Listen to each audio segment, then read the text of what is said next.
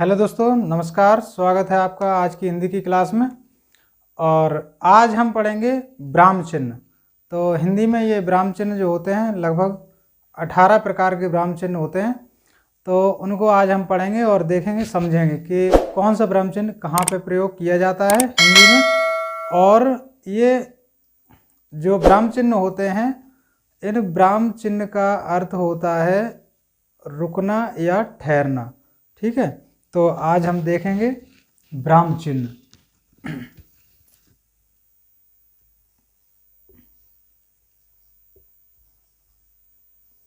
ब्राह्म चिन्ह, ठीक है, ये हमारी आज की क्लास रहेगी ब्राह्म चिन्ह की। तो परिभाषा इसकी देख लीजिए।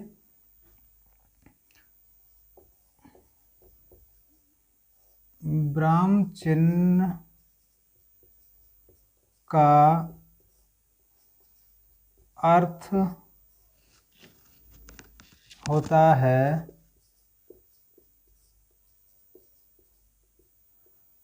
रुकना या ठहरना। ठीक है, ठहरना, ये होता है ब्राह्म चिन्ह का अर्थ होता है रुकना या ठहरना। वे ब्राह्म चिन्ह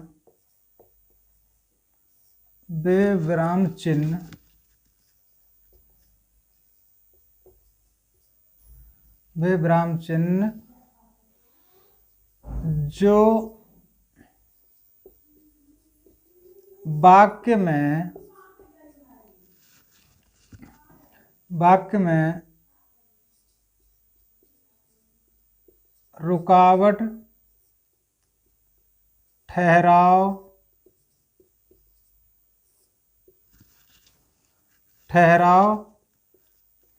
ठहराव को दर्शाते हैं ब्राह्म चिन्ह वाक्य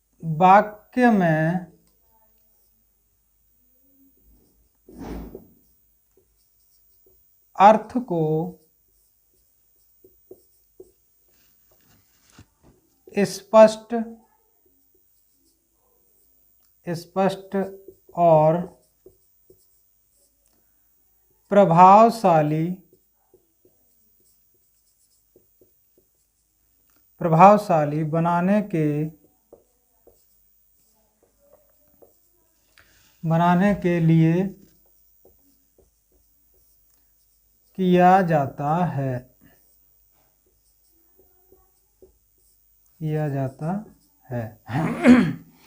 ब्राह्म चिन्ह वे होते हैं जिनका अर्थ होता है रुकना या ठहरना। ब्राह्म चिन्ह जो वाक्य में रुकावट, ठहराव को दर्शाते हैं। ब्राह्म चिन्ह वाक्य में अर्थ को स्पष्ट और प्रभावशाली बनाने के लिए किया जाता है।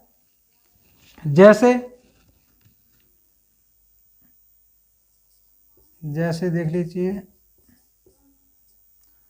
जैसे राम साइकिल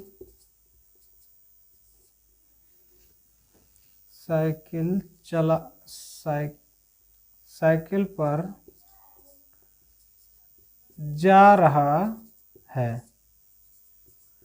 और ये हमारा ये लास्ट में जो हमारा लग गया है, ये होता है पूर्ण विराम। ठीक है, इसको पूर्ण विराम बोलते हैं। यानी कि यहाँ से वाक्य हमारा पूरा हो गया तो यहाँ पे हमने एक ये पूर्ण विराम लगा दिया है। इसको हिंदी में बोलते हैं पूर्ण विराम। ठीक है, और भी बहुत सारे अभी हम बताने वाले हैं। तो इसमें सीधा ब्राह्म चिन्हों का अर्थ होता है रुकना या ठहरना, और ये वाक्य को स्पष्ट करते हैं। इसलिए इन ब्राह्म चिन्हों का यूज किया जाता है। अलग अलग स्थानों पर अलग अलग ब्राह्म चिन्हों का यूज किया जाता है। ठीक है, उसके बाद ये तो मान लो हो गया साधारण, ये तो साधारण हो गया या सामान्य कह सकते हैं इसको। ठीक है, साधारण या सामान्य। ऐसे ही क्या तुम बाजार जाओगे, जाओगे। तो यहाँ पे अब हमारा क्या हो गया, प्रश्नवाचक, ठीक है, क्वेश्चन मार्क यानी कि प्रश्नवाचक चिन्ह, ठीक है, प्रश्नवाचक चिन्ह हो गया ये। उसके बाद और देखेंगे, अरे वाह,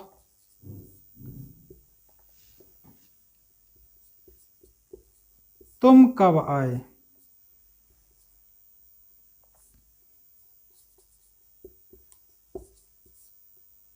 तुम कब आए। तो यहाँ पे जो ये चिन्ह लगा हुआ है इसको बोलेंगे विस्मयादिबोधक चिन्ह, संबोधन, ठीक है।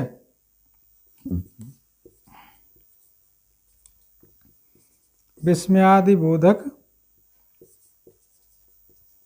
चिन्ह, ये विस्मयादिबोधक चिन्ह बोलते हैं इसको।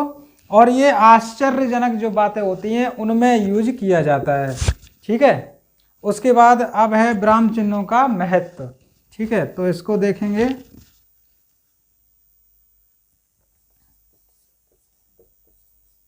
विराम चिन्ह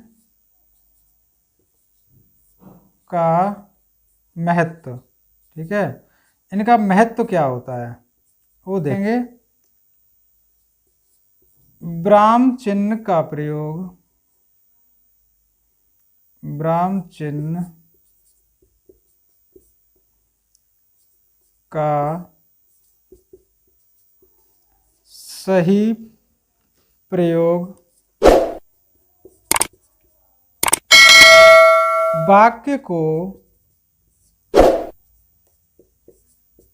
को अर्थपूर्ण बनाता है।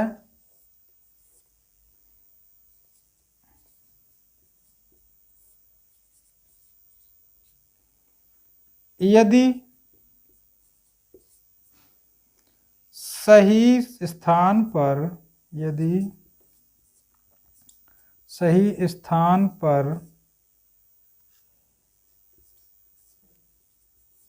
विराम चिन्ह न लगाया जाए, न लगाया जाए तो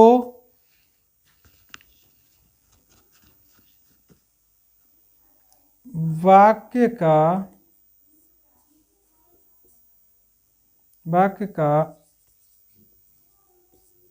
अर्थ बदल सकता है,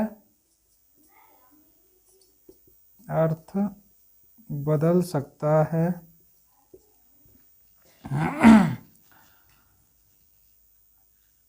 या अर्थ स्पष्ट नहीं होगा, या अर्थ स्पष्ट नहीं होगा, ठीक है। ये हो गया हमारा विराम चिन्हों का महत्व। विराम चिन्ह का महत्व ये है, विराम चिन्ह का सही प्रयोग वाक्य को अर्थपूर्ण बनाता है। यदि सही स्थान पर विराम चिन्ह न लगाया जाए तो वाक्य का अर्थ बदल सकता है या फिर अर्थ स्पष्ट नहीं होगा, ठीक है, इसका ये महत्व है। तो आगे देखेंगे उदाहरण में।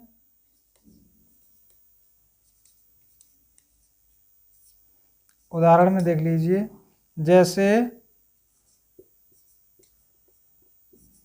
रोको मत, जाने दो। तो ये विराम चिन्ह आ गया, तो हमारा ये एक वाक्य हो गया पूरा, ठीक है, रोको मत जाने दो। तो इसमें पूरा एक वाक्य है, इसलिए यहाँ पूर्ण विराम लगा दिया हमने, ठीक है, एक वाक्य इसलिए। अब दूसरा वाक्य देख लीजिए, यही वाला,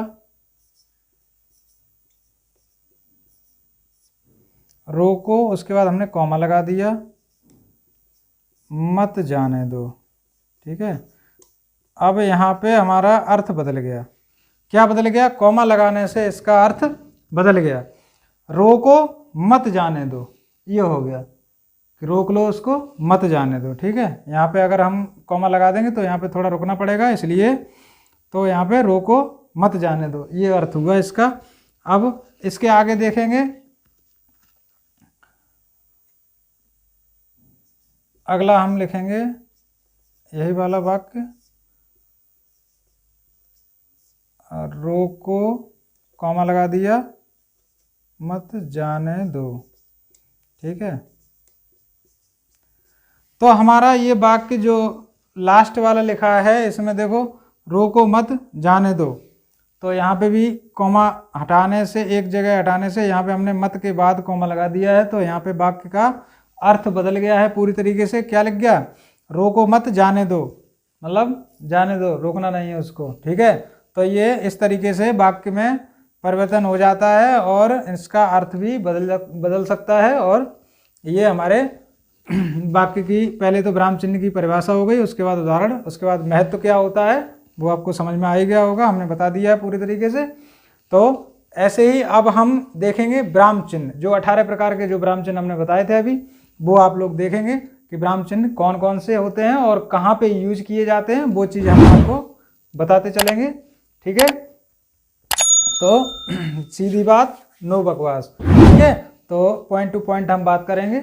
ठीक है, चलिए अब देखते हैं हमारे जो विराम चिन्ह होते हैं, हिंदी में कुल विराम चिन्ह 18 प्रकार के होते हैं।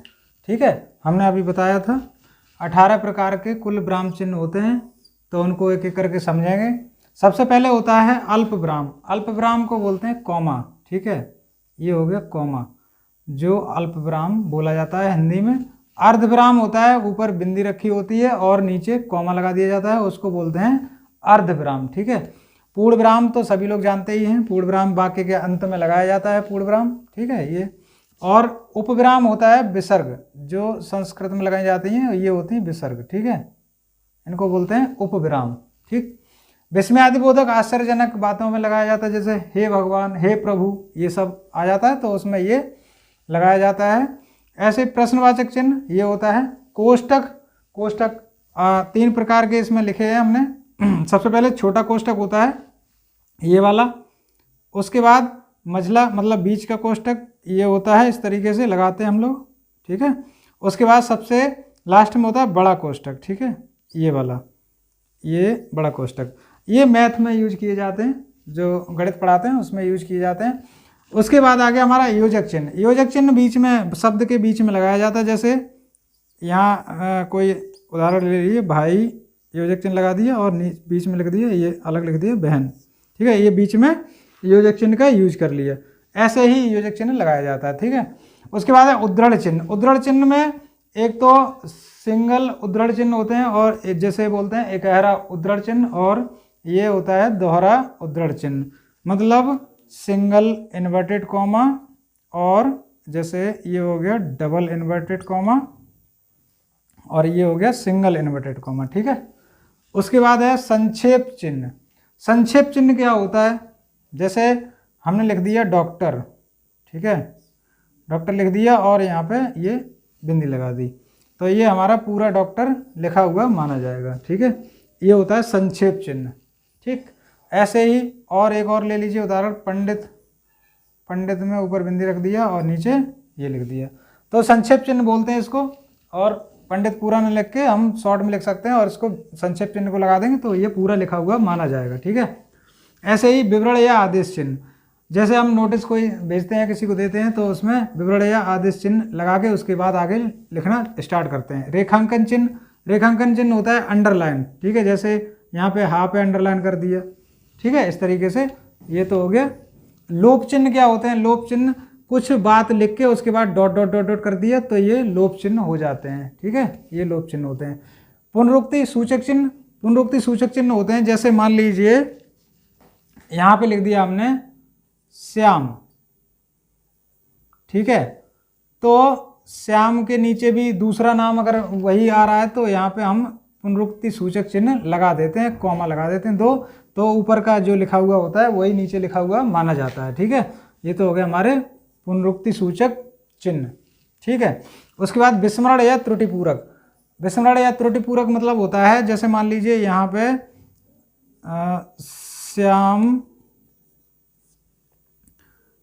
गाना, अब यहाँ लिख दिया रहा है, ठीक है, रहा है। अब यहाँ गाना गा भूल गए, गा लिखना भूल गए, तो यहाँ पे हमने यहाँ पे ऐसे चिन्ह लगा दिया और यहाँ लिख दिया गा, ठीक है। तो ये जो त्रुटिपूरक चिन्ह है, तो यहाँ पे श्याम गाना गा रहा है, इस तरीके से पढ़ा जाएगा, ठीक है। ये समझ में आया होगा, उम्मीद करते हैं। उसके बाद है अपग्रह या अपग्रह चिन्ह, इसको बोलते हैं, ये ओम इस तरीके से जो शब्द होते हैं उनमें यूज किया जाता है। जैसे मान लीजिए यहाँ हमने ओम का यूज किया, ओम इस तरीके से, ठीक है, इसमें यूज किया जाता है ये अपग्रह चिन्ह, ठीक है, अपग्रह चिन्ह। उसके बाद तुल्यता चिन्ह, तुल्यता होता है इक्वल, जैसे मैं इंग्लिश में बोलते हैं इक्वल, ठीक है। उसके बाद निर्देशक चिन्ह क्या होता है? निर्देशक चिन्ह होता है योजक चिन्ह से थोड़ा सा बड़ा होता है और ये निर्देश देने के कार्य में आता है, और ये जब कोई निर्देशित बात लिखी जाती है तब इसको आगे लगाते हैं, ठीक है। तो उम्मीद करते हैं ये सब हमारे चिन्ह जो भी हमने समझाए हैं वो आप लोगों के समझ में आए होंगे, और ये 18 प्रकार के होते हैं, इनको समझ में भी आया होगा आपको। तो अगर हमारी क्लास अगर पसंद आई है तो हमारे चैनल को सब्सक्राइब करें, बेल आइकन प्रेस करें और लाइक शेयर कमेंट जरूर करें, जिससे आने वाली सभी क्लासेस आप तक पहुंचती रहें। धन्यवाद, जय हिंद।